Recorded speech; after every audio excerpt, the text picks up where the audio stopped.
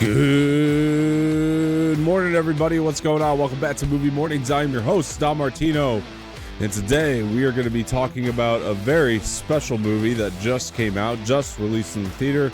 That is Black Panther Wakanda Forever. Yeah, nice touch with the picture there, jackass. But yeah, look, we very excited to talk about this. This is a movie that definitely has resonated with me, and I have a lot of thoughts about it. And yeah, with me here today, as always, is Mr. Jose Espinel. Jose, how's it going? Wakanda Forever. No, yeah, I'm doing great. I'm just honestly super excited to get into this. I mean, Dom and I had a conversation when I got out of this movie. And I'm just super excited to get into it here with you guys because, man, dude, there's just so much to talk about this movie. I feel like this conversation is going to be about as long as the movie was. Yeah, it's there's a lot to dive into for sure, without a doubt. I can't wait to get into all of it. Before we get there, I wanted to ask you how your theater experience was for this. Ibombe.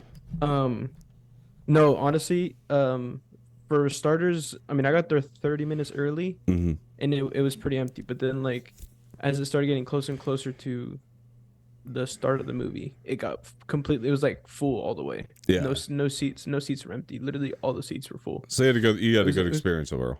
Oh, it was a packed theater, and that's good. Yeah, emotions were shown. Standing ovation was done at the end. It was just overall, probably, I'd have to say probably my favorite movie theater experience of all time. Well, that's good. Well, let me tell you something, mister. I got there about, my screening started at 7 o'clock, and I got into the actual IMAX room maybe 7:08. There's always 20-30 minutes of previews with these things. Yeah. Not this one, apparently. For whatever reason, they decided not to have 20-30 minutes of previews, so I walked in right as T'Challa's funeral was going on. And then I walk into my row where all my friends are. There was like 15 other people there that I was supposed to be sitting with. You missed a good bit of the beginning. Yeah. So fill me in on that. So that's one thing for sure. And so I'm walking down the row of my group of friends. I'm trying to get to my seat. And in the IMAX where I'm at, the seat numbers are highlighted, but not really, like they're barely highlighted. So you can kind of barely see what you're doing anyway. So that was real awkward. Anyway, I get up to, my buddy John, and I know I'm supposed to be sitting next to him. So I, reach my hand out, shake his hand, ready to sit down next to him, and somebody's in my seat. So that's like, okay, I'm not going to start an argument in the middle of the theater about, me supposed to be sitting here. So I just keep moving forward, and then luckily there was a seat in the row behind, but it still, like, was ridiculous that somebody was in my seat. And that's not the first time this has happened, by the way. And you didn't try to argue that it was your seat, not his? No, not when everybody's trying to enjoy the movie. I'm not going to be that guy. True. You know what I mean? Like, it's T'Challa's funeral, for crying out loud, happening on the screen. Actually, yeah. True. I'm not going to be that guy. I'm not going to ruin anybody's experience. I wish that guy's experience was ruined, though, because he shouldn't have been in my seat. And this isn't the first time this has happened to me, so yeah, if you're anybody that does that, don't do that. Like, that's ridiculous. Like, we have assigned seating for a reason, Yeah. So theaters do assign seating for a reason, yeah. Well, I guess the only complaint I had about my movie theater experience this time around was the fact that, and no offense to the person sitting next to me, but she was like a bigger woman, and so yeah. The seats are like right next to each other, so like I barely had any space to like sit, so I had to be leaning to the side like this the whole movie. I've been there too. That was the one because as soon as I got up, I was like, I had to crack my back. My back was feeling sore because I was sitting like this the whole time. Well, my theater's definitely they've widened the seats. No, yeah, the one that I went to, the seats are like literally like right next to each other, and so. Oh, okay. Oh, and the other thing too is that the armrests at my seat. This is another complaint. The armrests at my seat weren't straight; they were slanted down like this. Yeah. So my drink was like slanted forward to the point where I thought that at any moment it would spill. Yeah. all over the floor. But besides that, I mean, these are just two small nitpicks that I had about my experience. But I mean, besides that, it didn't ruin it at all. It still was amazing. I think that movie theaters need to definitely start being like, this is when the previews end. This is this is when the movie starts. I was about to say, they need to have like precise times when the previews are gonna start, when they're gonna end, what time the movie's gonna start. Because I got there, like I said, I got there 30 minutes early. My showing was at 11:30. Yeah. I got into my seat at 11. Yeah. And so I was chilling. It was really cool because I was talking to the dude next to me. Him and I were just talking about like Marvel and DC and like the future of the franchises and stuff. It was actually a really cool conversation. And then the previews start. And the movie literally didn't start until 12. We had 30 minutes of previews. We saw the Avatar trailer, we saw the Little Mermaid trailer, we saw a couple the one with Jonathan Majors, Devotion, which is the one based on a true story. Yeah, I know the one you're talking about with the Glenn Powell from Top Gun. Yeah. And then just a bunch, and then like maybe like 4 or 5 other ones. We had a lot of previews. No, that's good. I did not, and I didn't expect that, and that really pissed me off because I'm to expect 20-30 minutes of previews every time, right? Yeah, because that's usually how it is. I was gonna say I always get 20 to 30 minutes of preview in every theater that I've gone to. And not to mention the movie's already pushing like 3 hours, so at that point it's kind of like I want to not spend as much time in there than I need to. I don't want to spend more time sitting than I need to. So that's kind of my perspective on it anymore. So I usually feel pretty comfortable if I walk in just a little bit later, not much, knowing that there's typically going to be previews. But if there's not going to be that every time, then there needs to be some type of thing put out, Right. Yeah, that's my take on it.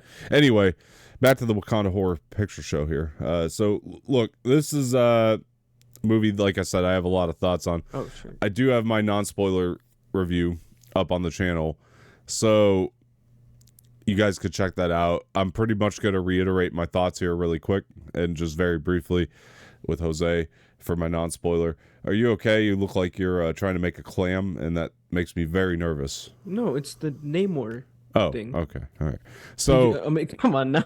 I completely went over my head, but yeah. So my thoughts on the movie. If any of y'all caught it, let me know down in the comment section. So that brings me to this point. I've seen the movie one time, and that's it. I haven't seen it a second time. So some things I probably forgot about at this point. I haven't seen it a second time either, but my sister and her boyfriend want to go watch it, and I'm like, let me know when y'all going to go watch it, because I want to go watch it with y'all. I don't care if it's digital. I've already seen it in IMAX. I don't need to watch it in IMAX again. It'd be cool to watch it in IMAX again, but I've already seen it in IMAX, so I don't have to again, but I'd gladly go watch it in digital again. I just want to watch it again. But I definitely would see it again, because... Oh, no, 100%. Whether it's an IMAX or not, I'm 100% going to go watch it again. As I said in my non-spoiler, this movie's fantastic. I had a really wonderful time with this. It's phenomenal. Best of Phase 4, I'm still stuck between this and Shang-Chi. Shang-Chi snuck up on me, man. I mean, that one I'm always going to be stuck with. Yeah, honestly, I'd still probably put this one over Shang-Chi, if I'm being honest. That's fair. I think I might over time. I just need to let this one process. need to watch this one. I need to watch this one a couple more times, and then I can fully... see if this one, if I rank it above Shang-Chi. But as of right now, I'm ranking it over Shang-Chi. It's definitely in my top 5 favorites of the MCU. So, what this movie did to me emotionally, like throughout my entire experience with this movie, I don't think a single Marvel movie has done this. Yeah. Yet. No Marvel movie has done what this one did to me. So, yeah, it's definitely in my top 5 favorite MCU movies of all time. 100%. It's phenomenal. And not a shot of a doubt. I definitely enjoyed it on that level of like, going to the theater and having a really fun popcorn flick that is also indicative of the emotions I guess we're supposed to be feeling because of the loss of Chadwick Boseman and all that kind of stuff. So in that kind of way, it definitely hits and it definitely works. And I think for the most part, the movie works with a couple minor issues. Not too many, honestly, with this one. It's very small, and I just had a really wonderful time with it. And, like, when I got out, I called you and told you how I felt about it. And I was pretty excited, and you did the same for me. And I've never heard you so excited about a movie in a while. I was about to say, I feel like to anyone else, it made it sound like I was just overhyping the fuck out of this movie, because I just went on and on about this thing. Jeez.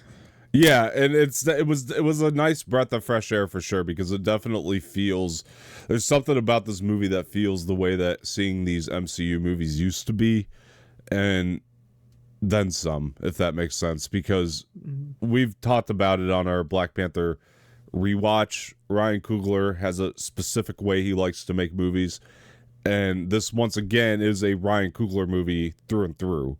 There's no doubt about it. It doesn't stray away from being a Ryan Coogler movie, but it also doesn't stray away from being an MCU movie. He has a really nice balance of the both in this one, I think. And like, yeah, and it was really cool him putting in the references to, you know, movies that happened before, like events that happened before this movie. I mean, obviously, in terms of what? Like, we can talk spoilers now, by the way, folks. So, they mentioned, you know, they mentioned about the blip and, you know. Right, yeah, that kind of stuff. Yeah, as in, like, you know, when you say that it's, you know, it's still like an MCU movie through and through, it's because of all those references that I like that he mentioned in this movie. Yeah, it just seemed to fit perfectly. It really does connect back to the prior MCU. You are correct about that. Not an over amount though, because it's no, that's what I mean. Like when it was referenced, it was perfect, and it wasn't. Yeah. It's not. You know, like I said with the comedy, it's not like it was overly comedic. When it had the jokes, they landed and they fit perfectly. It's the same thing with the references. It wasn't overly referenced, but when they were referenced, it was perfect. Sorry, I'm chewing an ice cube. It landed in my mouth, and I was like, "Oh, this is gonna be bad." So I put the screen on you. Yeah, man, I agree. I think that this movie is definitely a perfect sequel to the first Black Panther. And I was so glad, by the way, when we were watching this one, that we did the rewatch for the first one, because there were so many things I was picking up on, connections that I might not have had we not watched that first movie right before. Maybe I would have, I don't know. But I'm just saying, like, I definitely felt it. Like, I definitely felt like I was having the full experience of this, having just seen the first movie. You know, it's crazy. Apparently, there was a Beauty and the Beast reference in this movie that I did not catch. I didn't catch a Beauty and the Beast reference either. Apparently, there was, but well, I'll try and catch it the second time I go watch it. Okay, yeah, I didn't catch it at all. Not that I could recall off the top of my head. Yeah, but... no, neither. I couldn't either, if I'm being honest. Yeah, that's interesting, but I like that this is a continuation of that first movie while still being, you know, because we don't have our lead anymore. We don't have Chadwick Boseman. So how natural of a sequel is it going to feel? In my opinion, it feels very natural. It feels like a very natural next step for these characters in Wakanda and all that. So it went to show too, like I said in the rewatch, the relationship that Coogler has with the rest of the cast, not just with, you know, obviously Chadwick, who was Black Panther in the first one, with Michael B. Jordan as Killmonger, but with Shuri and all of the other characters in this movie. It just showed how amazing of a chemistry he had with the rest of them, because it showed in this movie. And with absolutely, and with people we haven't seen before, like Namor and all these other new characters that we saw in this movie. Just the chemistry that he had with these actors and their characters just gelled so well. Well, he definitely knows how to cast. That's for sure. 100%. Or at least cast for the vision that he's looking to put on the screen in the most perfect way. Because Tenoch Huerta, as you were kind of talking about Namor, I don't think this movie's as good without him, because he is an awesome villain. He's astounding. Oh, honestly, I honestly will probably put him over Killmonger, if I'm being honest, because man, his this one quote sticks in my head from him every single time I'm just sat. I just think about that quote is, only the most broken of people make the great leaders. I was like, fuck. Yeah. That's like it's like so true though. Like, yeah. Look at today's world. Like, only the most broken people make great leaders. It's just so true. Yeah, he's got this way about him too, where he is a good leader. That's one of the things that really helps you sympathize with him. And he's broken too. I mean, he's very broken. You see what happened in the movie when he was talking about what happened to you know, to his people and to his mother, and you know, and all the people in that land of theirs. Which, by the way, I loved how they showed the Mexican culture in this movie. Yeah. They showed us so well. Honestly, they banged it on. They banged it. It was amazing. And I loved hearing Spanish in this movie. I loved it. It was all the different languages in this movie. Loved it. The cultural diversity in this movie. That's one thing I'm sure people are going to complain about, casual viewers especially, are the amount of subtitles in the film. There's a lot. And well, yeah, because you have the African of Wakanda. You've got You got the Aztec of Namor and his people, and then you have the Spanish from the Mexican. So yeah, for me, that type of stuff just adds so much authenticity to it, and it makes it feel more grounded and real, in my opinion. And the way that Tenoch plays Namor is so earnest. Like the part where he came out of the water, and I'm not insulting this scene, by the way. The part where we first saw him come out of the water when... Oh, yeah, that was the complaint you had about it from your showing, yeah. Well, I did have this complaint. I was going to mention this really quick, too, because some of the nighttime scenes, and I heard this from other people upon their first viewing, that some of the nighttime scenes, they looked a little bit washed out or were hard to see. I've been told that that's been fixed. That was just some type of issue with the file, but... In my showing, it was definitely clear as day. That's good. All the nighttime scenes were actually good. So I'm glad to hear that. There was a couple, not all of them, just a couple. This is one of them that definitely looked that way. But I do love the scene, and I'm not insulting the movie when I say this, because like there was a part where in his performance that it made me laugh, but just because of the earnestness of his delivery and in the moment when he said, "My people call me a cuckoo Khan." It was just like the earnestness of the way he said it. Like it made me laugh, but I don't know. You know which one made me laugh was when M'Baku said his name. That's the one that made me laugh. Ooh. They call him cuckoo Khan. I was like, bro, that one made me laugh too. I started laughing because it's with his accent saying that Aztec name. Just the combination of those two. Just made me laugh was so good. Hard. I don't know. The movie kind of felt a little self-aware that was going to come off funny, but it also wanted to do it with authenticity. So I was like so appreciative of it all. And then I love the way he just said it, because we're American, and so we all call him Namor. Or Namor. And Namor. I love how he said, but my people call me Namor. It was so good. Yeah, it's no love. Yeah, it was so good. It's such a. I mean, yeah, it's when you find out what his name actually means. It's just wow. The child with no love. Yeah, Namor. I have no attachment, by the way, to this character from the comics, so I don't really care about how comic accurate it was. I know that's been a lot of a common complaint about this movie is that he's really not that comic accurate. I just don't care. That's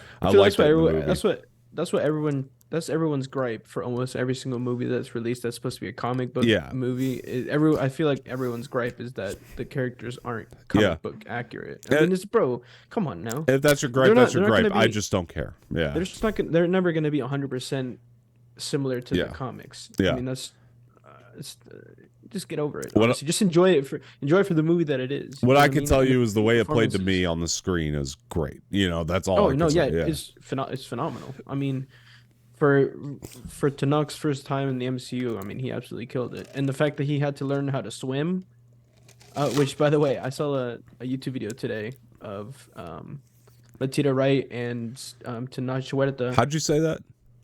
What? Letitia Wright? Letitia. Oh, Letitia. Yeah. Fuck. You're good. Fuck. Letitia Wright. It's all right. I mispronounced it all the time. So. Tenoch Huerta. Yeah. They were doing an interview, and he actually talks about how that Zoom call he had with Ryan where like it froze for 5 minutes, and he was the next thing you heard was like, "Oh, so do you want the part?" And he's like, "Yeah." That's awesome. And then he got to set, and he talked about how he trained to swim. They literally took him to the studio. He went to the swimming pool, and he had a floaty around his stomach. And he would just jump into the water and just learn how to swim that way. Thought it was really funny story that he told. I didn't see that actually, but yeah, though that's interesting. That one was that was released 3 days ago. The interview, if you want to check it out. Oh, nice. It's BBC Radio's YouTube channel. Oh, okay. Yeah. But I did love him in this film, and like I said, his presence. It doesn't work as well this whole movie, I don't think, without him in there and without that villain being so strong. And I honestly think the one that we need to really, really, really appreciate is Ramonda. Man, her performance in this movie was just Angela incredible. Bassett for Ramonda is going to get nominated for this movie 100%. easily. Yeah, she gave it her all in the you can tell really her did. emotion. It was so raw. Like, oh my gosh, man! It was just from beginning to end was just, oh my god. Well, I think the common thread from all the cast from the first movie, or through all the cast from the first movie, is the fact that this is a love letter to Chadwick in a lot of ways, and a lot of them just did give it their all because of that. There's actually not a player in this movie that's bad. But bro, even Agent Ross, let's go. Really though. But Angela Bassett, phenomenal, very strong performance, and just really, you're right, did give it her all. Letitia Wright did and as well. Letitia Wright, wow, I think man. Like really anchored this thing in a lot of ways. Like you needed her to really step up to the forefront of this movie, and you could tell, she did. Honestly, from the funeral scene, you could tell that like she saw him as like her actual brother. Yeah, like you could tell. Oh yeah, and Angela Bassett, you could tell with Ramonda, you could tell like she felt like he was her son. Yeah, like you could tell both of them. It was just like, man, their performances were just. It honestly, it got me. Like that scene I was telling you on the phone. I'll say it. That funeral scene when Shuri went back up to the coffin and started hugging it and crying. That shit got me crying. That's literally the first time in the movie I started crying. That was in like the first 5 minutes of the movie, and I was already crying. It was was just man. So what did I miss before the funeral? So basically it just started with I think it started with a black screen and someone talking, if I remember correctly. I honestly can't remember at the top of my head, but basically it went to Shuri's lab, and she was basically working on the purple shaped herb. She was trying to make one. She was trying to 3D print a new purple shaped herb to save T'Challa because he was dying of an illness. Yeah. And so she had this like little white ball where she was like trying to test different things, and she'd put into like a DNA strand, and she would ask for like the success rate of it. And then every now and then would ask like what his heartbeat was at to make sure he was still alive. And then she was like trying to focus, so she like kicked everyone out of the lab so she could just focus. Then she tried one last test. Then she 3D printed because I think the survival rate was like 30% or something like that. And she's like, print it anyways. We're gonna try it. And then oh my god, and this is the part that got me because this was the first silent scene in the movie, and you missed it, bro. It was so good. Yeah, this I'll have to go back and watch. She was walking with the purple herb in her hand. Oh, you know what? No, I take that back. I caught the end of this because I walked in at this point where. Oh, okay. Where she asked like what is vital. Yeah. So I caught because this all kind of ties back in later. So I did catch like the end point of this because this all ties back in later. She asked for his vitals, and then he doesn't respond, and then the mom's just staring at her. Right. That's about the time I entered. Okay. Yeah. Okay. Yeah. So before it was basically just her in her lab trying to recreate the purple shape. Yeah. As you were describing, I was like, okay, so I did catch the end of that, but then then that's it went really to the funeral that's all really that happened beforehand. Yeah. So that you didn't really I didn't really miss anything. Yeah. Like I don't know. I think that like the first few seconds of a movie aren't that's not. I mean, it's not the most essential piece. Yeah. Although this one was more essential than most, but I would still say that like. I was able to pick up on it. Like the second, the funeral happens, it's so beautiful to look at. I mean, they really did a stunning job with all that. It looked and the great music. Oh my god, let's just talk about Ludwig's score, man. Because throughout this entire movie, he just absolutely phenomenal. Killed it. Like he just gets it. Honestly. He does, and I can't wait. I can't wait to see what he, does in the future. Yeah, because this man is so talented. He's scoring this. Oh my god, man! It's just the variations too, because there's just so many different cultures in here. So the variations of songs in this movie, yeah. No, go ahead. Sorry. Were really good. Yeah. And so honestly, like his score was just. I was focusing, like trying to focus very hard on the score of this movie, and man, he just it gave me chills. His score in this movie. Yeah. No, absolutely, man. I watched an interview with him where he was kind of asked about did the passing of Chadwick have an impact on how he approached the score? He said yes. Oh, absolutely. He was like, yeah, that definitely it was a big deal to him it put more pressure on him to make a better score this time around. I feel like that kind of pressured everyone in this movie to do such a, great job in this movie because, they're all trying to honor the great, Chadwick Boseman, T'Challa. Right. They're all trying to, do this great. They're trying to make this movie great in memory of him. So I feel like it really put pressure on all of them to just give their all. And so I feel like it really just was putting pressure on all of them, not just Ludwig, all the actors, directors, everyone. Yeah, which is why I think this movie just did so great. I mean, one of the new players to the film is Dominique Thorne as Riri Williams, who I thought was really great in this movie.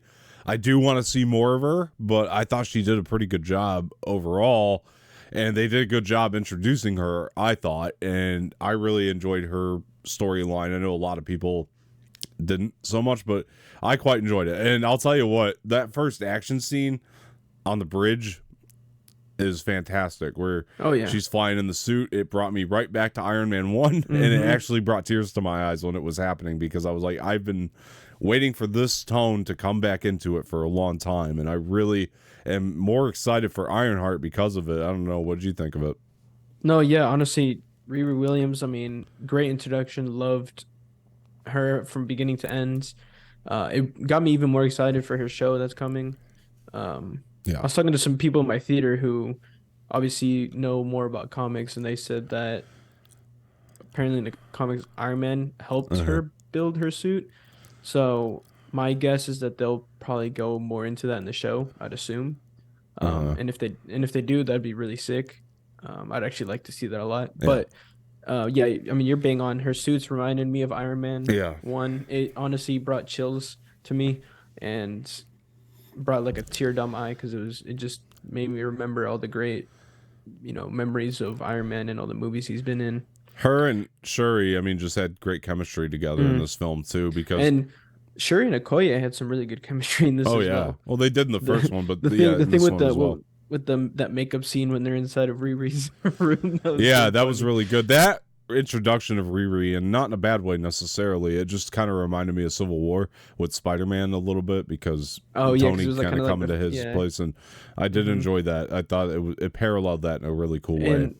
Okoye too. Let's talk about her, because man, Denai Guerrero, her action sequences were phenomenal. I mean, that scene in the throne room with Ramonda, that was insane. Yeah, that shit got me emotional too, because wow. Yeah, Denai Guerrero gave everything to it. Did I not give everything to you? I was like, it was man. And then when she turned her spear around, just threw it in the ground and walked away, I was like, oh fuck. Yeah, well, that all kind of leads into the great thing with Lupita Nyong'o, because Ramonda goes to find her, and I really love her sort of Haiti.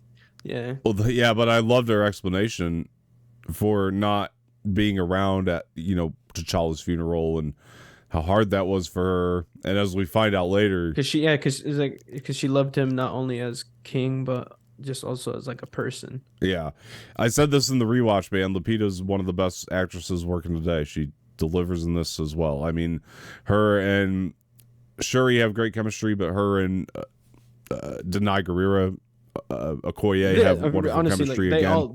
They all just have really good chemistry together. Even Shuri and Namor, like, damn, their chemistry together. That was a scene that we can get into, because that scene when he was explaining to her about his family's, and oh my gosh, man, just showing the city, which also was just so beautiful. Yeah, like all of that between Namor and Shuri was just man. Now the music video was something I wanted to get into, because that could have been tightened a little bit.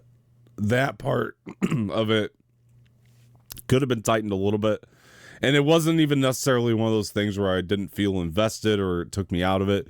It was just like, for runtime purposes, I just don't know why it had to go on so long. It was very beautifully shot, and it was well put together. It just could have been tightened that little moment. But other than that, I don't really have much of a nitpick about it. I thought the chemistry, like you said, between her and Namor was great. I bought every moment of it. I love seeing the underground city, of course. And it wasn't like, I'm not saying take the music video out entirely, but just tighten it. It just would have been nice to tighten it, maybe. But either way, like I said, I did like, I mean, I even liked the song. I liked, the visual of it. It was great. And I did enjoy the purpose of the scene. It didn't take me out of it by any means. And the sequence entirely, like we said, was great, because she was kind of looking at Namor and being like, he's not an asshole. He's hospitable. He's just looking out for his people. Yeah, exactly. And that, seeing that through Shuri's eyes definitely allowed us as the audience to really understand Namor a lot more. I mean, Yeah. It also shows some kind of similarities between Namor and Shuri because they both want the best for their people. They just see it in different ways. You know what I mean? Yeah. Like, that was very empowering. It was an important arc for Shuri to have with Namor because otherwise I don't think she does take up the mantle that she does toward the end. Right. Which we'll get into in a little bit. But I did want to move into Martin Freeman as well. Because oh my gosh, he was just really a comedic relief in this movie.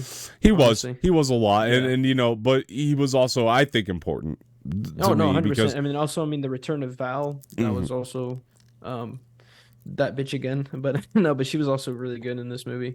Yeah, Julia Louis-Dreyfus, I always enjoyed her work in general, but when she showed up in Falcon Winter Soldier for the first time, I liked it. I just didn't same. I just didn't love it. I was kind of waiting for more development. Obviously, she did play a minimal role. She was in all of 2 episodes in that, so a very minimal role. And she was again only at the end of Black Widow. And Black Widow, and I like that because it's all, it's setting up the Thunderbolts, so I didn't mind that. It was just more or less like, okay, where are we going to see her really play? I didn't think it would be in this movie, but the fact that she did show up made a lot of sense, and I thought she was really good in this movie. This is definitely her best performance. Yeah. I think is because she got more screen time in this. I think, which also makes me more excited for Thunderbolts and what she has to bring in that.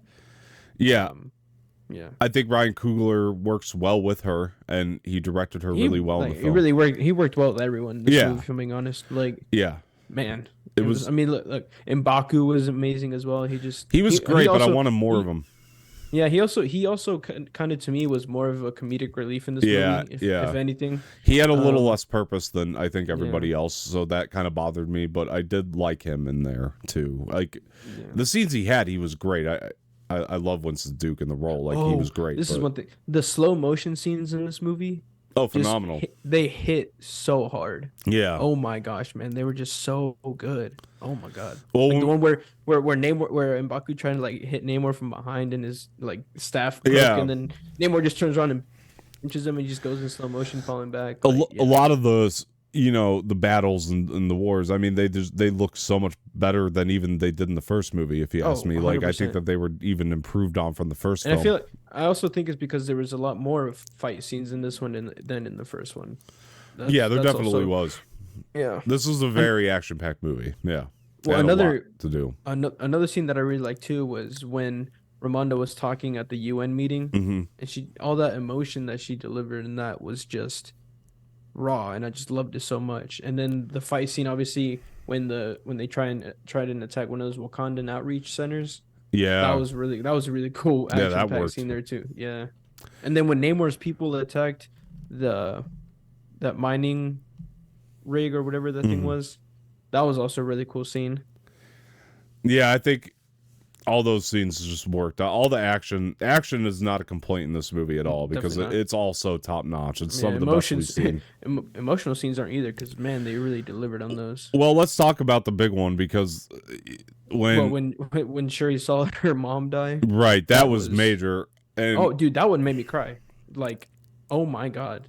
Just seeing Shuri give that powerful delivery of sadness and it got me. It really got me because it made me think what if I was in that position, how would I feel? And I was like, well, I would feel the exact same way because I literally just lost my brother. Well, I lost my brother 6 years ago, and I literally just lost my mom.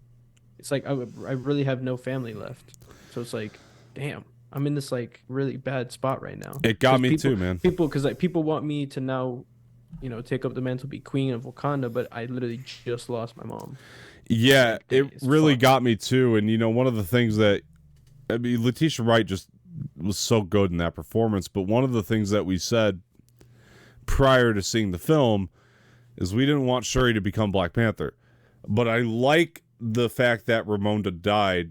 I don't like that she died, but I like how that informs the character Shuri more because now there's a really good reason for Shuri to take it up. She really has no choice at this point. They kind of put her in a corner in this movie. So for Ryan Coogler to write her into that corner, I think was probably the best approach if she's going to be the Black Panther.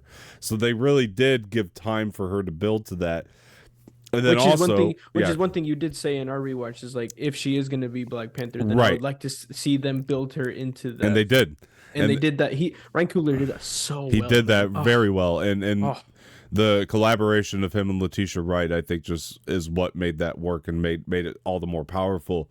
But the other thing that he did that was so smart, because when she was going to do the ancestral plane, we all expected to see some type of Chadwick Boseman something.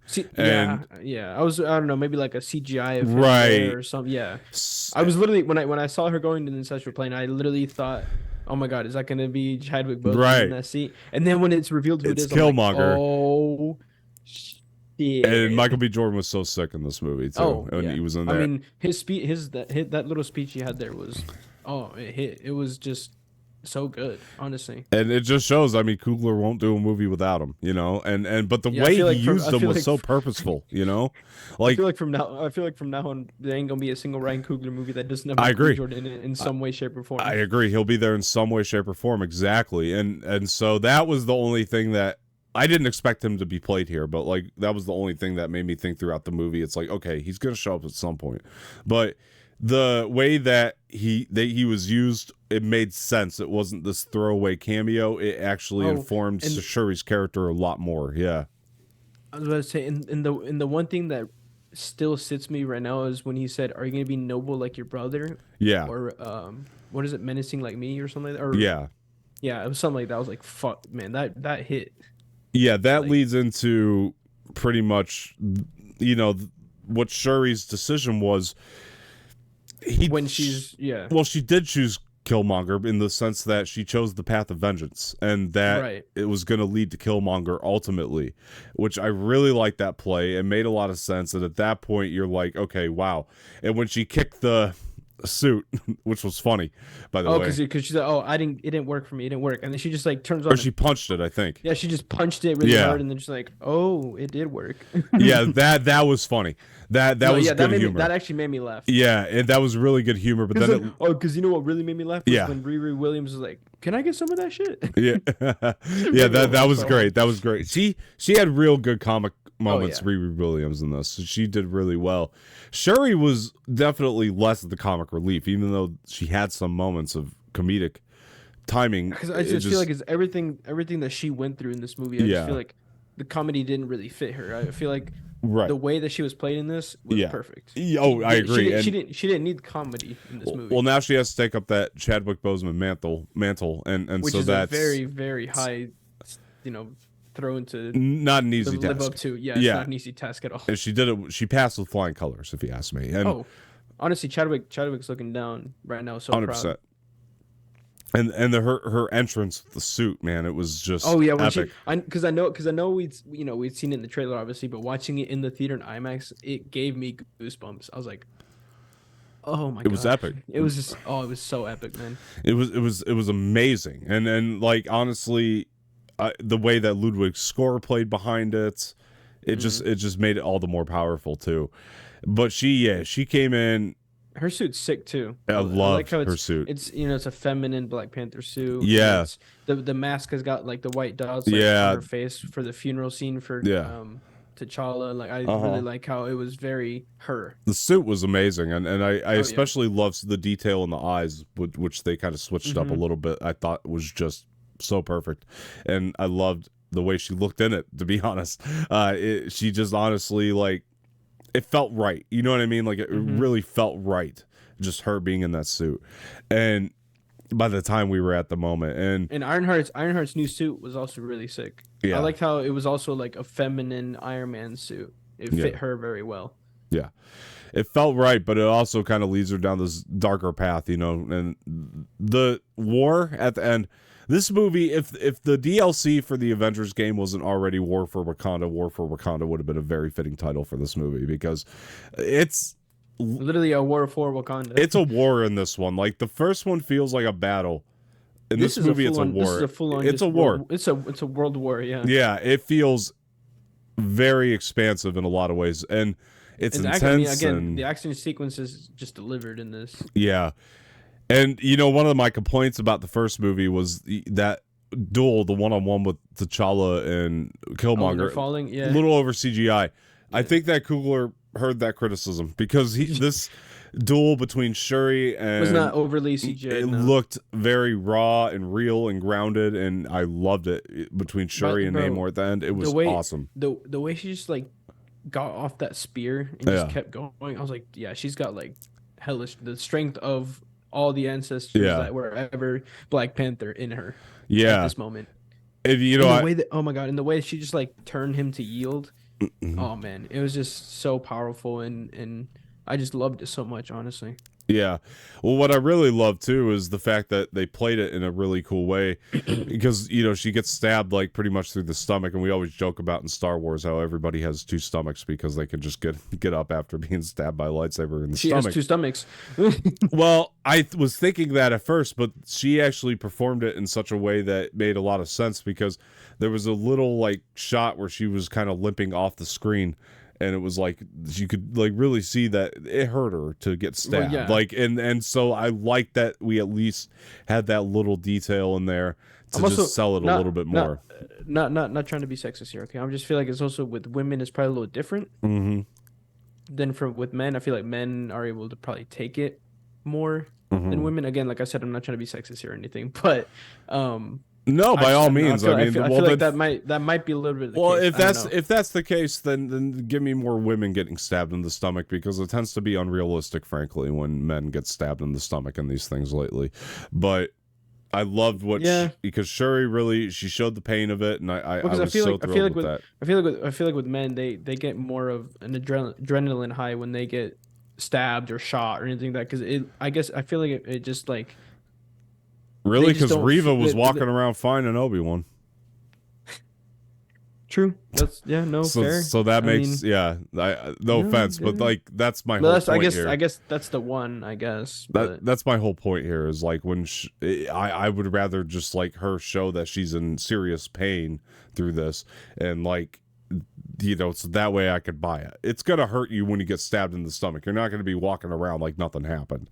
So I'm very happy that Shuri, you know. Well, you never know unless you get stabbed in the stomach. I guess I wouldn't, would I? But look, all I know is that it's gonna hurt, and Shuri showed that it hurt.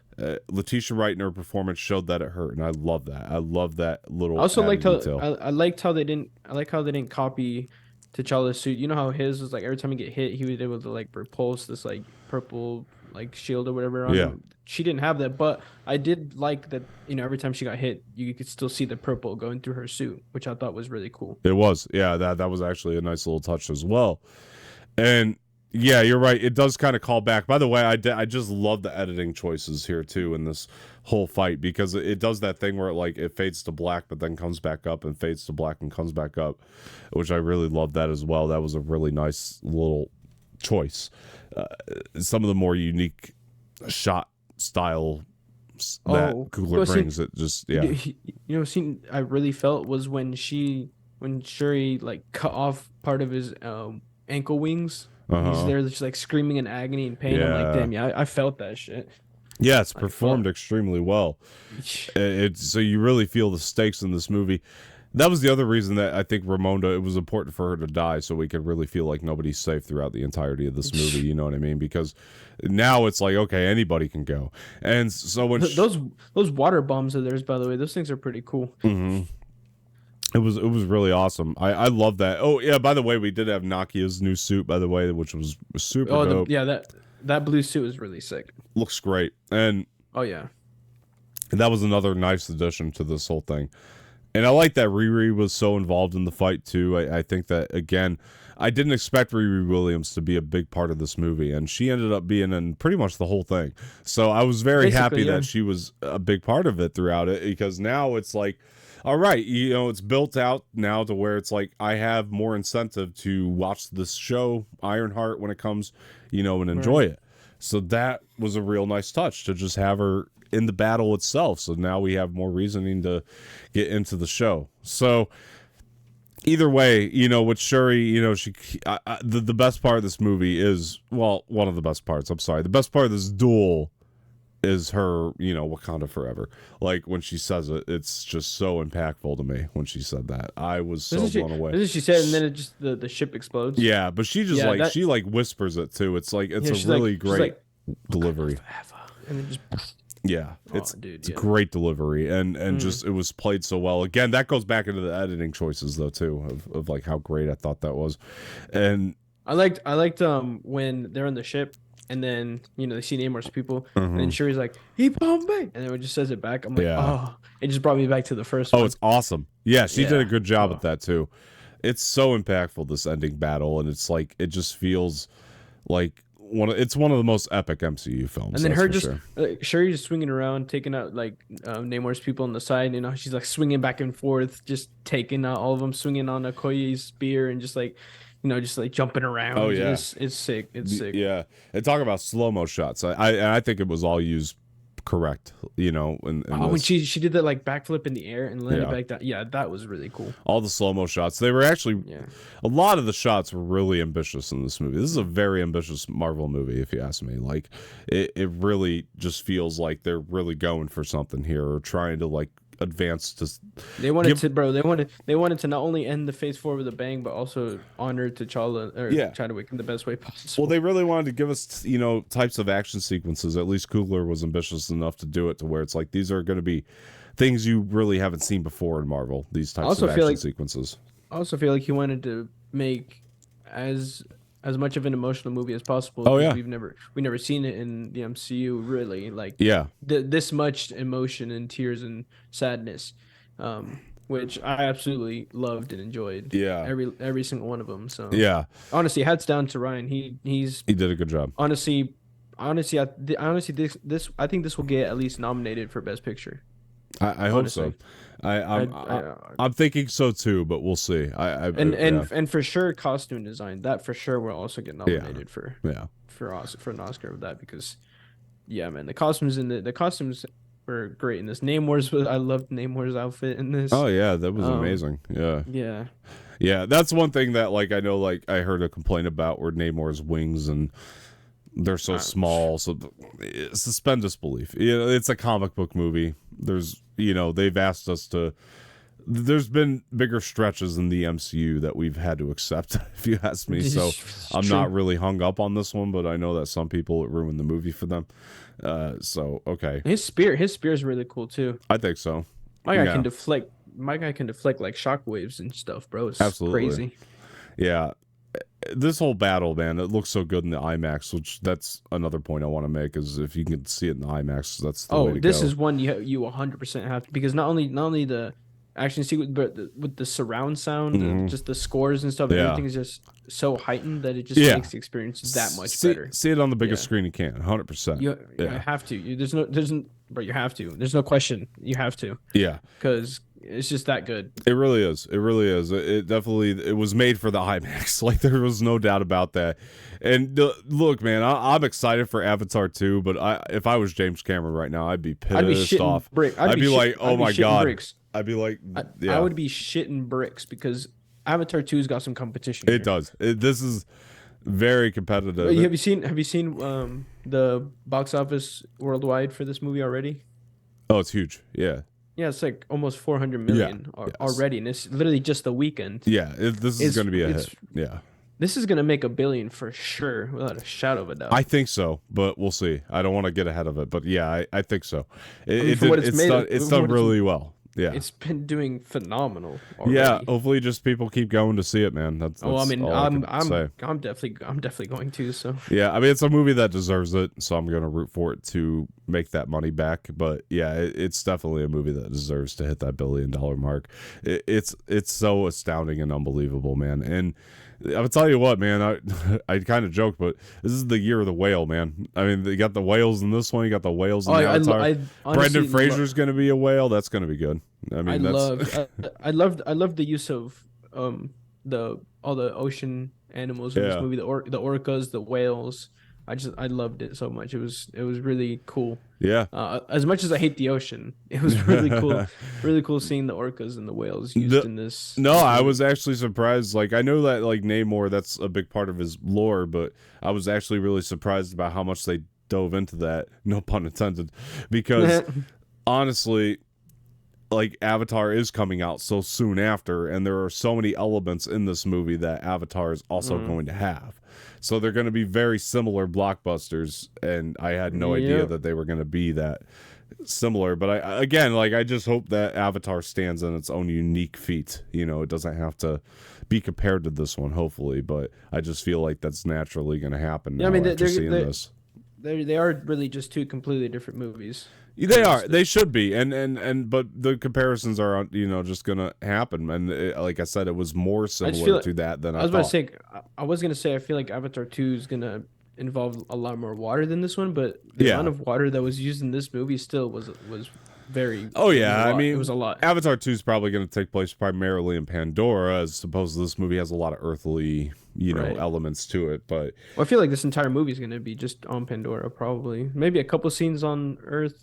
Or just like the humans having a base on Pandora, just like in the first one. But for sure, like I feel like 98% of Avatar is gonna take place in Pandora. Yeah. Well, look, and I'm gonna guess that probably about 60% probably is gonna take place on the water. Yeah. It would be my guess. Well, let's talk about this. Let's kind of try to get into the ending of this thing, because at this point, like I said, the scene is so powerful, and I do love that, at the end of the day, because it kind of called back to the Killmonger line.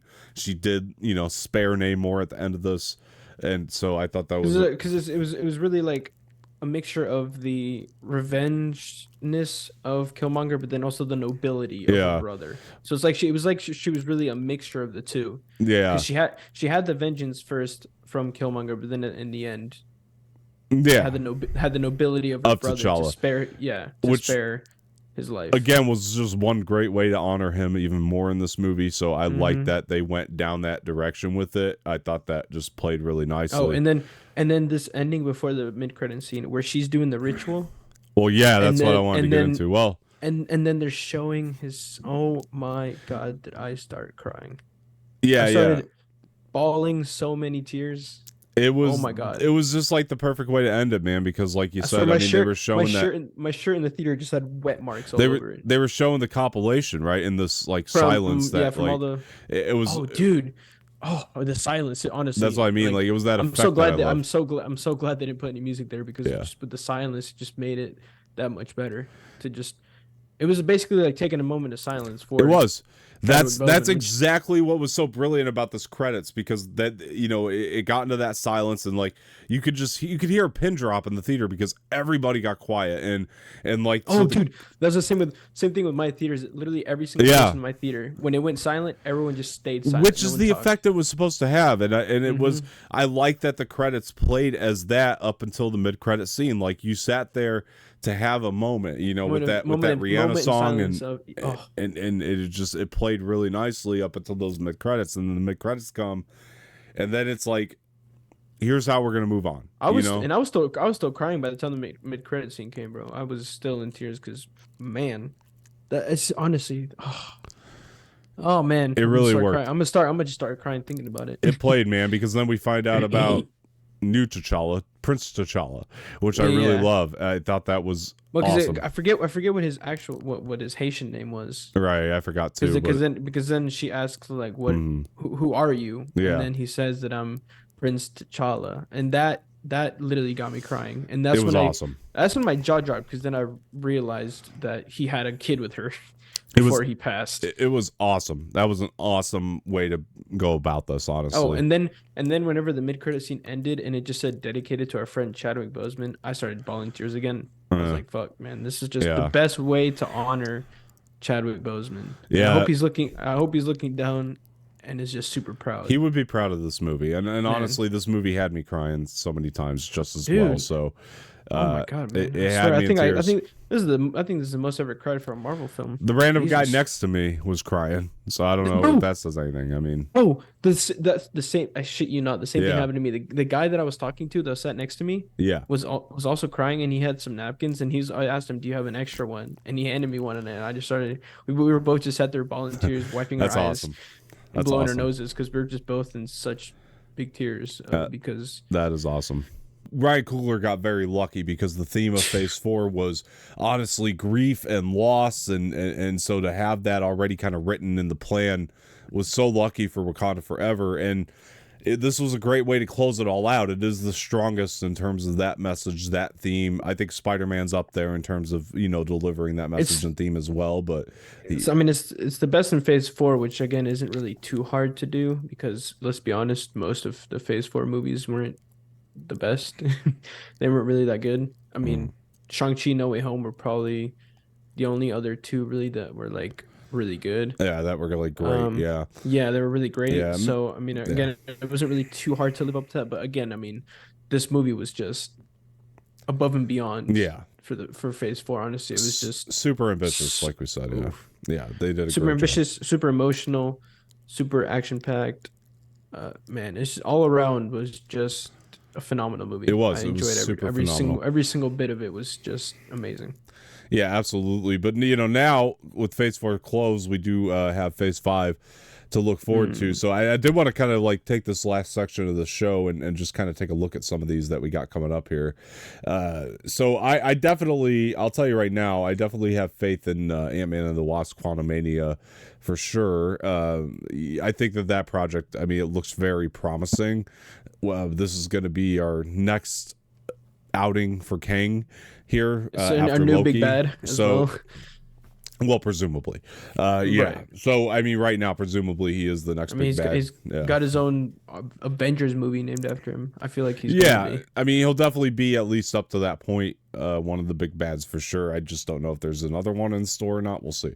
I feel like maybe not a big bad, but just another bad that the MCU will have to face. We'll see for Secret Wars, which, by the way, we know Destin. It's not going to be a movie. What? It's not going to be a movie. What do you mean? Wait, you said Secret Wars? Secret Wars is going to be a movie. Avengers Secret Wars. No. Oh, Secret Wars. Yeah.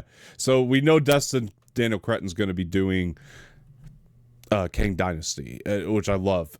Now, the rumor has been that Coogler is going to do Secret Wars, which I'm like, okay, that's perfect. Please. That makes sense. Yes, please. That makes sense if that's the case, because those have definitely been the best two in Phase 4 to stand out. So if they both, if that's the case, I think that makes a lot of sense after seeing Wakanda Forever, especially with how expansive this movie was, Wakanda Forever. True. So I can honestly see him tackling that and doing really well with Secret Wars. So I'm really hoping that's the case. But yeah, Ant-Man and the Wasp: Quantumania, definitely one of the more promising projects here. You know what's crazy is I had a lot of my friends tell me that they thought the trailer was very mid. Oh, really? See, I disagree. They didn't like the trailer. They didn't think that really much happened in it. And I honestly am the complete opposite. I disagree. I loved it. Yeah. Really loved this trailer. Every single bit of it. It had comedy in it. It had suspense. It had everything that I wanted in an Ant-Man trailer. And to see Jonathan Majors back as Kang, I mean, I'm just super excited because that man is hella talented. Yeah, I think he's my guy is, and I can't wait for him in Creed 3. That's all I'm gonna say. And Devotion's coming up, which is that one as well. Which around it, so that trailer looks really good. I actually kind of want to watch that one. Yeah, he's a good actor for sure. So I definitely want to see what he could bring to that. Also, we have Echo, which that's one I'm gonna be honest, I'm not as excited for. I did like the character in Hawkeye. I just don't know if it wrong picture. I don't know that it particularly warrants a series at this point. Like that's kind of where I feel like it definitely, like, especially with Daredevil Born Again being on this list, to kind of follow up on a lot of that Kingpin stuff. But I'm sure that Echo will definitely lead into Daredevil. But I'm not saying like I'm against the series happening. It's just one that I'm definitely least excited for on this list. Yeah, I'm really actually looking forward to, especially because I want to see. I wanted to pick up where it left off in Hawkeye. You know, what's going to happen between Echo and Kingpin? Yeah, are they going to have like this big turf war? Like what's all gonna happen? And obviously, I feel like it's gonna lead into Daredevil Born Again. I'll give it this. She's definitely gonna be involved in that show as well, for sure. I'll give it this. I mean, it's definitely a more street level show, which is something I've been wanting Marvel to get back to, and she's definitely a more street level character, which I definitely think is. I'm just ready to see her back on in the MCU. I thought she was good in Hawkeye. She was. Yeah, she was really good in Hawkeye. I just don't know if it warranted a series. But hey, I'll watch it, and especially with what all happens in the comics between Echo and Kingpin. Yeah, I really I can't wait to see what all goes down between them. Maybe Daredevil will be in it too. Who knows? I would imagine it's going to set up Daredevil. Yeah. That would be my guess, but we'll see. We also, we got Blade, which has been kind of in production hell right now. So that's one that I'm at this point very nervous about. I love the original Blade with Wesley Snipes. I think Mahershala is great casting for Blade, by the way. That's nothing against the casting. I think he is a phenomenal actor, and if anybody was going to take it up, Mahershala, I think, is the most perfect choice. So nothing against him. I just think that they're going to have a hard time doing it in a PG-13 setting, which it's presumably going to be at this point. And I also think that with the script kind of being in production hell and it getting pushed right now, I think that they're going to have a hard time kind of navigating everything with it. So I'm nervous about it. I'm very nervous about it, but I hope that they nail it. I hope they deliver it. I'm a huge fan of Blade in general. So they should just start making not all their movies rated R, but like just certain projects. I think Blade warrants an R rating personally. That's what I mean, because like Deadpool is going to be rated R. That's only because Ryan Reynolds wouldn't do it if it's not. Right, and they're going to make the exception to that because that was a incomplete trilogy. So right, and I just feel like the MCU just if a movie warrants it, I feel like it just needs to be. Yeah. Like, I feel like you need to stop trying to cater to this younger audience. Yes, I understand that the MCU may think that its audience is more kids, but if you really look at it, it's not. You have a lot more adults watching this than kids. So I feel like that's I think the main reason why a lot of the movies don't do as well, because I feel like they weren't rated R's and they're not getting it.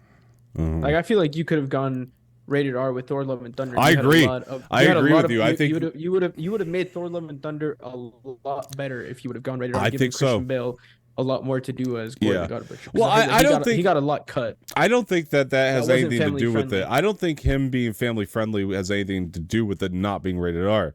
Look at the Batman earlier this year, PG-13, and it's not family friendly by any means. That's not a movie I would take kids to any time, because I'd take my kids to the Batman. Yeah, pretty fucking dark movie.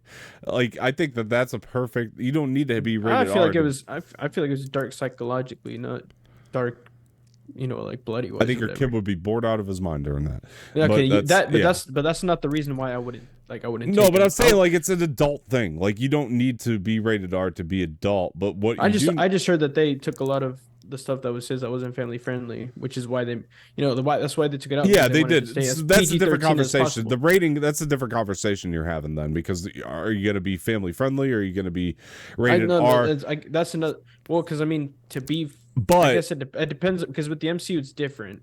Their family friendly is staying as family, like PG-13 for them is family friendly.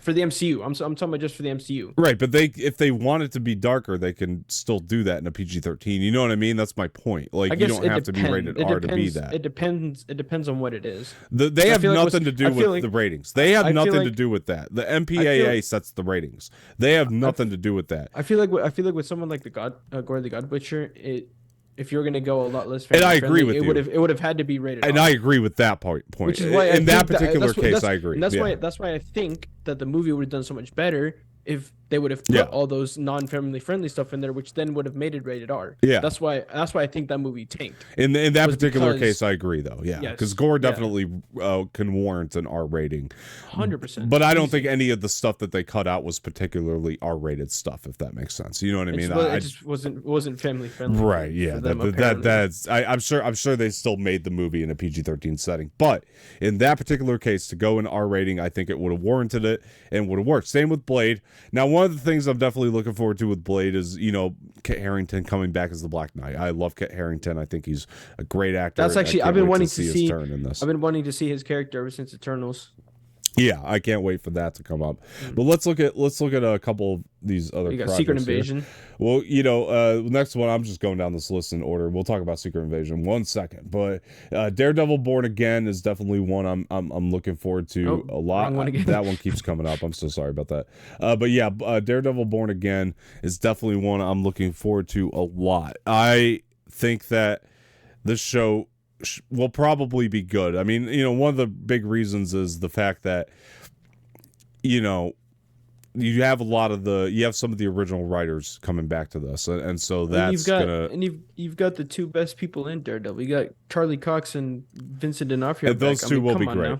Look, and me who just recently rewatched the original Daredevil. Yeah, it's making me even more excited for the show because it's mainly because I can't wait to see these two act together again in the show because them two are their chemistry together. Yeah. Even though they play enemies, their chemistry is just so good. Yeah. Now they get each other. Now this is something that we can go back into that family friendly conversation. Now TV ratings are different. It's not R, PG-13 and stuff. But you know what you do TVMA and stuff right. like that. Yeah. But you could push a lot more with TV-14 with. Like TV-14, you could show a lot more blood and stuff. So I am actually confident that they will, for the television setting, do a lot more with this in terms of where they will push it, or they could. I just 100%. Hope they do.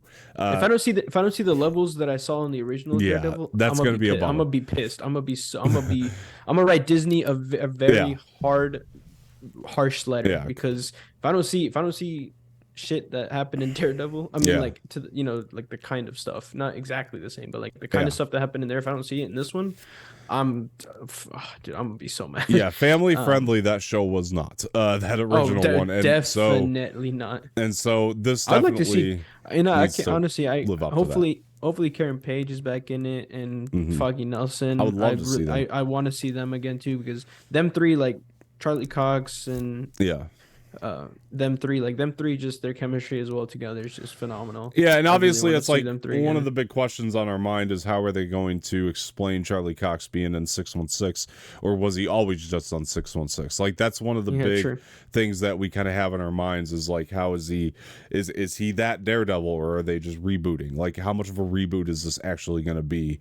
You know, even though they have the same actors, so that's a big question on our minds. Or is this just going to be a sequel to the original because it is called Daredevil Born Again? So is this just going to be is Vincent D'Onofrio, I guess Kingpin, is he going to go back on the promise that he made to Daredevil, and then he's basically just born again and is coming back to get actual revenge on Kingpin? So is this just going to be a sequel to the I definitely original, think whichever approach they take, I think the snap is going to play into it in a big way. I think something got messed with in the snap, and that might be how they ended up. How much you want to bet the snap happened? Kingpin's wife died, and he blames it on Daredevil. Maybe he goes after either Karen or Foggy, and that's when Daredevil is born again. Maybe I don't know. That's a possibility. Because that's my what like. Is it going to be a sequel, or is it going to be like something different? Yeah. Whichever way they go, I feel like it's still going to be, if done right, going to be really good. But it's going to be Marvel's longest show with 18 episodes, so that's going to be awesome, hopefully. Of all the shows, I'm actually happy that it's this one. Yeah. If they didn't have, I mean, look, if it was the fact that they have 18 episodes for this shows me that they're confident in it, you know, because look at the Andor situation, right? The longest Star Wars show, and it's one of the best. Yeah, it's the best one. Yeah, honestly, So like honestly, like I think that it fills me with a lot of confidence. The fact that they are making this one 18 episodes for the first season fills me with a lot of confidence. Absolutely. So yeah, definitely looking forward to that. That's absolutely one of my most anticipated, just to see how it's handled, and I can't wait for that 100%. So, so we have like we're 2 for 4 right now, I think overall. You a little bit more 3 for 4, but me, I'm definitely like 2 for 4 on these projects right now in terms of my confidence level in them. So let's keep going here. So you wanted to talk about Secret Invasion, which I've heard, I can't wait for. Some of the inside information I've heard is that the scripts are phenomenal. I've definitely heard that, but I also know this is my second highly anticipated show. I can't wait for this. I'll be honest. I'm confident in it. I can't wait to see. I think it's going to be good. Yeah. Can't wait to see Samuel L. Jackson back as Nick Fury. That's going to be I can't wait because he's just so uber talented as Nick Fury. He's the comedy he brings to it, but I feel like with this one it's going to be something that we probably haven't necessarily seen with Nick Fury, which I'm really excited to see. A lot darker, heavier, more intense stuff, which I can't wait for.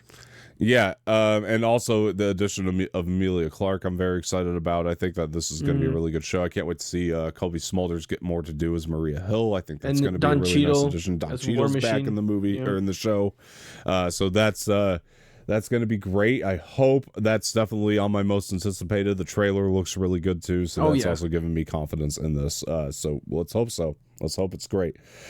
After, not after, this isn't in time, it's not in the order of release here, but we do have Loki season 2. Woo! I know you're stoked for this. I think this is going to be a really good season. I really do. I think that despite my issues with season 1, which aren't a whole lot, but I definitely have problems with it. Despite my problems with season 1, I think the fact that this one's being kind of stuck smack dab in the middle of everything is showing me that they're pretty confident that this is going to be a real good way to tie a lot of things together. I'm just ready to see. I can't wait for that. I'm ready to see Kang again. I'm ready to see Sylvie again. Just see Tom Hiddleston as Loki again. Rumors say that there's going to be Owen Wilson, there's going to be 4 identical Lokis in the show. I actually just can't wait. Yeah.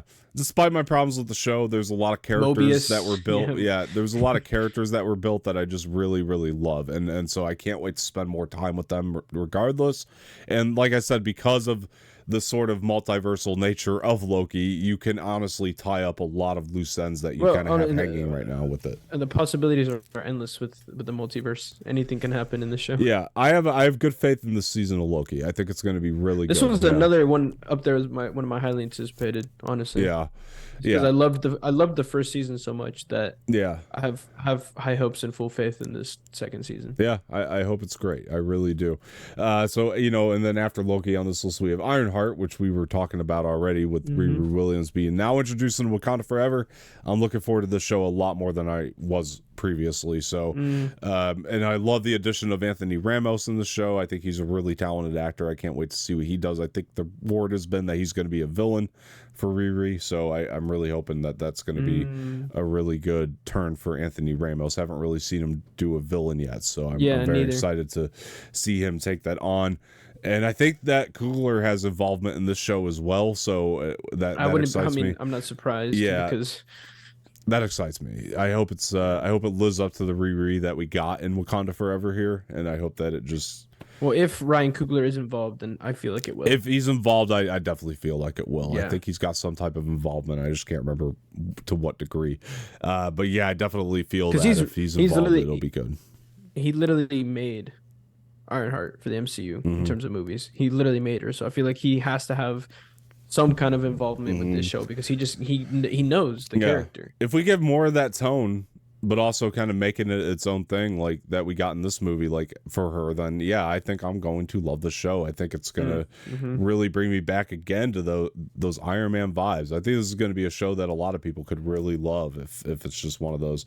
But my confidence level in it is just in the middle right now. I'm not overly confident. Yeah, I was about to say, my excitement's a different thing. That's a different thing. My excitement is definitely higher than my confidence, if that makes sense, because I'm still excited to see the character again. Yeah. I feel like when it comes to shows with characters that we haven't particularly seen much of, I feel like that's why our confidence levels aren't as high.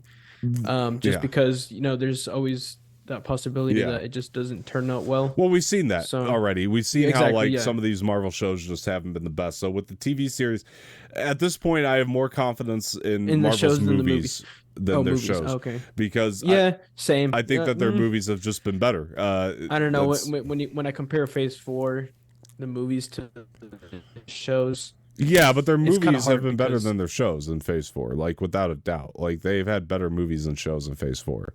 They have delivered the quality opposed for me, for me, most of Phase 4's movies were pretty trash, I'm not gonna lie, and I preferred a lot more of the shows. Right. Well, I don't know. For me, at least. I still think the movies are at least delivering a quality of production that the shows just haven't gotten to. That's also because there's been more time to know, and there's also movies, so it's also cinematically going to be a lot better than the shows, especially with the kind of with Hawkeye. I mean, Hawkeye is really just a comedy. Yeah, but I think that could have done with that. I think that's ridiculous because you work to budget. You have to try to figure out a way to work to budget to make it as cinematic as it can be. They put more of their budget into the movies than the shows as well. That's what I mean. And I think that's I get it on one end because TV is always just going to be a little bit cheaper because you got to spread that budget over a certain amount of episodes. But Andor looks amazing. House of the Dragon looks amazing. You don't need to. You could still make your shows look great. You don't see the Game of Thrones franchise releasing movies and shows at the same time, so they can just but their budgets are about the same as these shows. I heard House of Dragon's budget was way more than probably any Disney Marvel show. It is, but I'm saying like they have similar budget ranges. Like they're in the same range of budget. Like that's my point. They still have major budgets for these Marvel shows, and like the quality hasn't reflected that. Like it's not been great so far. It's the movies have honestly, in terms of their quality level, that they've still kind of, I mean, the storytelling hasn't been the best. I'll give you that 100%. There's been a lot of weak storytelling in these movies. Okay, I mean, if you want to talk in terms of cinematics, I'm talking production quality. Yeah. Okay, but when I judge a movie in a show, I don't judge it just on the cinematics. I judge it on the story. I judge it. I agree. I'm saying that a bunch of other stuff, and that's when I put all of that stuff together. Yeah. Compared from the movies to the shows, I prefer the shows when I put everything together, not just production and quality cinematics. No, I get that. Put everything together, I prefer the shows to the movies in Phase 4. Yeah. Okay. So let me ask you this based on that. So did you like WandaVision? Yes. Okay. Good. Did you like Falcon Winter Soldier? Not that much. Okay. Did you like Loki? Yes. You did like Loki. That's right. Okay. So it's okay. And then did you like? I liked basically every show after that, because it was after Loki was it not Moon Knight? Hawkeye, which then was good, yeah. Which was good. Then Moon Knight, which was amazing. Miss Marvel. Then after that, Miss Marvel. Which I guess they are consistent. And then She-Hulk was kind of meh. Yeah. Like I would still put She-Hulk above Falcon Winter Soldier. I guess you've been higher on the shows than I have. Yeah. I'll give you that. I really have. Yeah. And then when it comes to the movies, I mean, shit, there's just been so many misses. Black Widow was a miss for me, which I know you actually I like Black Widow. So I've been toward the movie. Multiverse of Madness for me was not the best. It was I mean, Thor Love and Thunder was pretty bad. So I mean, I'm with you on Love and Thunder, but I've just been more about the but then Phase 4, I mean, you have Shang-Chi, No Way Home, Black Panther now. I mean, those movies have been good, but I mean, Eternals was also one that I liked a nice bit. But overall, for me in this Phase 4, the movies just haven't really they've been more miss than hit for me. I guess that's where we differ. Yeah, like I get that too. Yeah, I mean, like for me, it was like I really had a good time with Black Widow. I really had a good time with I liked that political thriller aspect of it. Thought it just really worked, and then I had a really good time with oh gosh, what was after that? Well, I loved Shang-Chi. Shang-Chi I loved. Well, yeah, like, I love that one too. Absolutely love Shang-Chi. I really liked Eternals a lot. I'm kind of with you there. Love and Thunder we're about the same with. I think the one we differ on now anyway is Doctor Strange, and then you actually like that one? Dude, you liked it too at the time. So I mean, at the time, but after rewatching it a couple of times, I've seen it 4 times now. I love it every time. I still love it. Yeah, I think it's phenomenal. Now that I'm watching, I like it more than the first, but they've only released 1, 2, 3, 4, 5, 6, 7 movies in Phase 4. That's actually not that much. They released more in Phase 3. Phase 3, they pooped out movies like crazy. Yeah, absolutely. But of the 7, I think only liked 3 of them. Yeah. I've liked most of them. I've liked the most of them. I loved 4 of the 7. So I didn't like 3 of them. Yeah, I honestly thought they released a lot more movies than just 7, but I guess they just try to focus on shows and movies. I've liked everything to a degree. It's not that I've disliked anything. Like I've liked everything to a degree. Yeah. I didn't. It's not that I disliked. It's not that I disliked Doctor Strange. There was aspects that I liked about it. Yes. Yeah. It's just that there's also aspects in it that I didn't like. Mm-hmm. Yeah. I liked everything to a degree. I can't think of one that like I absolutely hated. Of even the shows, movies and shows. I feel like Black Widow. I feel like there was bits there that could have just been cut for me and just made. I don't know, or like they could have done something different. I don't know. I feel like that was probably my lowest one. Yeah. But no, actually, Love and Thunder. Love and Thunder is my lowest. Yeah. Then Black Widow for me probably, and then probably put Doctor Strange. I don't know. whatever. It's a mess. But yeah. this phase. Whatever. It's been a mid-phase. We can both agree. It's been kind of mid. That is for sure. We both agree that it's been a mid-phase. Honestly, regardless. Probably one of the lowest phases. Yeah. And by the way, I also judge things on storytelling. You know that it's not. I'm just like. Listen, I judge it. I judge on everything. Yeah, I do too. But like, I judge on everything. I just like the production value to match that. Like Andor's a perfect balance of it doesn't need a major budget to look as good as it does, because it's just shot. You see Loki, bro. Loki's production, holy fuck, dude. They went balls deep. Loki looked good. Loki looked good. That's what I mean. Like that production was fucking insane. Loki looked great. The storytelling didn't match it for me. But I did like a lot of it though. All right, so. Sorry, back off the tangent. Let's go back. Over. Let's go back into the Phase 5 horror picture show here. So we got now a movie that I'm very skeptical about. See, I'm a little skeptical. I'd be lying if I said I wasn't a little skeptical. But I'm still excited. This is another one where it's like my confidence isn't high, but my excitement level's higher. I think the reason why I'm skeptical about it is because the fact that I didn't like Falcon Winter Soldier that much. See, that was one I really liked. I liked Falcon a lot. And also, what the fuck is this title? New World Order? What the fuck? I don't like the title. I think that the title definitely invokes political thriller, which is what they're going to be going for. Which again is, I just don't like those kinds of things. That's just not my cup of tea. I love political thrillers, especially when it comes to, and I know this, I know Wakanda Forever. There was some politics in it, but when it's like heavily on, yeah, but I guess everything else was masked. The fact that there was politics there. It wasn't really the main focus. You don't like Winter Soldier, you don't like Civil War? Those are political thrillers. Well, Civil War, that one's different because the action in it masks the politics for me.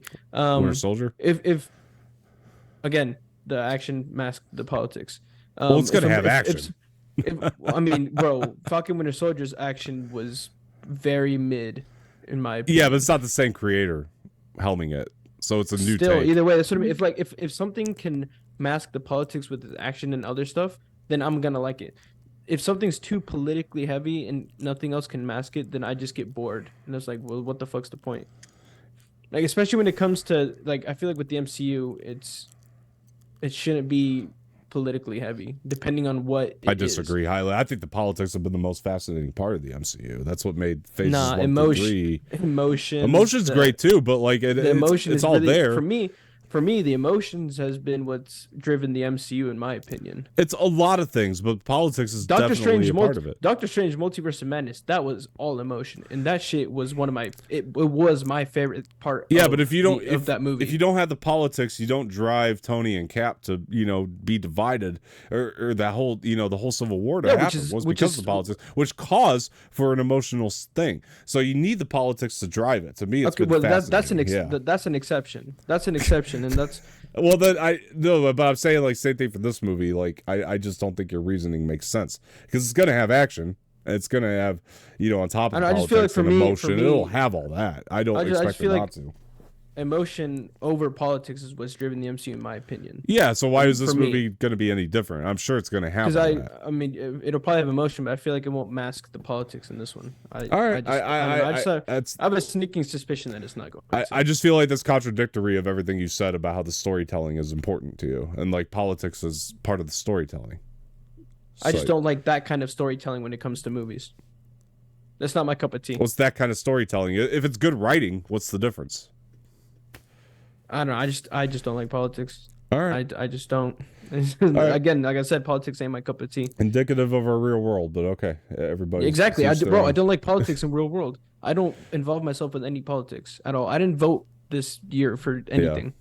Yeah. All right. Well, I just don't care about politics. Separate conversation. Honestly. Anyway, my nervousness for this movie, because I'm not saying I don't have trepidation for it. My trepidation for the film, it really kind of comes into a lot more of like the director. His last movie was the Bad Cloverfield movie, the one bad installment of Cloverfield. So I'm not really looking forward to that. So I don't really have a lot of faith in him to make a good movie. That's where I'm at, but I do have faith in the cast. I think Sam is a great Captain America. I've liked Sam from the beginning of this whole thing, and I like where they're taking his character. I thought it was a great passing of the torch. So that stuff I'm definitely into a lot. So I can't wait for that. I feel like the redhead chick was the best part of the entire. Carly was great. She was the best part of the entire show. She's the only reason why I kept watching the show. It wasn't even because of Bucky or Sam. It was because of her. You think John Walker was awesome? I love John Walker. He was also pretty good, but I feel like she carried the entire. She put the entire show on her back and carried it throughout the entire thing. I love the chemistry between Sam and Buck, though. I think it was carried forward really well. I want to see something. Got better as it went. I want to see a solo project for Bucky. That's what I want to see. Well, I think that would be really fucking cool. We're gonna get to that in a minute. Let's see. So So we do have Guardians of the Galaxy. Which Volume 3 probably that's of my most anticipated. My most anticipated Phase 5 movie for sure, because I've heard that this movie made James Gunn cry, and that's saying something. Like, apparently this is going to be up there. Apparently it's going to be the most emotional Phase 5 movie, one of the most emotional MCU movies, which really, again, like I told you, emotion drives the MCU, in my opinion. Which is why I'm super fucking excited for this movie, because I love emotions, and it's, in my opinion, what drives the MCU and what makes the MCU just great. So that's why I'm really fucking excited for this. Yeah, I think James Gunn hasn't done us wrong yet. I think he's going to do a bang up job with this, and never going to do us wrong, in my opinion. I think he's awesome, and I can't wait for this one. This is going to close with the Guardians. It's going to be James Gunn's last outing in Marvel. Probably forever now that he's taken over DC. So I can't see him coming back at least anytime in the near future. I'm excited to see this movie. I think it's going to be an emotional ride, like you said. I'm definitely looking forward to seeing how they wrap that up and bring that. He's going to go with a bang. Yeah, in the MCU. And there's Guardians are some of my favorite characters in the whole thing. So all right, so the next one we have is the Marvels. I'm looking forward to this a lot more after Miss Marvel. I think Miss Marvel set this up really well for us. Oh, there it goes again. And there's that damn Panther. But I think Miss Marvel set this up really well. Especially the end credit scene in the finale of. I'm fixing you. Don't worry. What just happened? Okay. Yeah, the end credit scene from the finale of Miss Marvel definitely set up this movie perfectly, and I can't wait for this movie. Yeah. Because I'm just ready to see more of Brie Larson.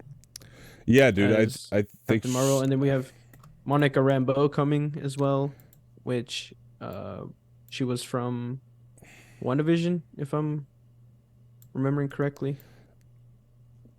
I think Monica Rambeau from WandaVision. She was the one from WandaVision. Yeah. So it'll be those three. Yeah. Yeah, I can't wait to see this trio in this movie. Still don't know exactly what this is. Why is it doing this? I don't know. I'm fixing it. Still don't know exactly what this is going to be about, but I'm excited nonetheless, because this trio is going to be amazing. Yeah, I think the trio is going to be really good. The one thing that I don't know, I've heard really mixed things on Candyman, and this is Nia DaCosta's first movie since Candyman. So that's one thing that kind of has me nervous, but I do like this trio again, and I can't wait for them to be on the screen together. Like I said, I just think the story kind of writes itself in a lot of ways, so I think it really works. WandaVision kind of teed this up too, not just Miss Marvel, because WandaVision had that nice little post-credit with Monica Rambeau, and so I can't wait for that, man. I think it's going to be really, really good. I can't wait. All right, look, let's get into these last two here, and then we'll wrap her up. All right, so we do have Agatha, Coven of Chaos. So I'm definitely looking forward to this.